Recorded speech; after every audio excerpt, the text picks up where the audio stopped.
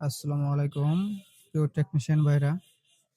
আমাদের যে সার্কিট গুলো আমরা কমপ্লিট করে বিক্রি করি, এগুলা কিন্তু আমরা এই ট্রান্সফরমার দ্বারা আমরা চেক কইরা কাঙ্ক্ষিত গ্রাহকদের হাতে পৌঁছে দিই।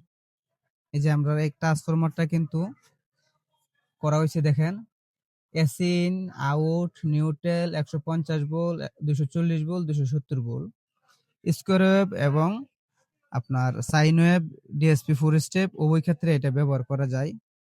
এখন টেস্টে আছে একটা আপনার সুকাম স্কয়ার ওয়েভ একটা সার্কিট। এর সাইন ওয়েভ গুলা কিন্তু করা হয়ে গেছে। এখন ক্লিন কইরা ইউনুস ভাইয়ের কাছে পৌঁছে দিব। আর সার্কিট গুলা এক ভাই, আমার ভাই উনার নাম হইছে ইউনুস।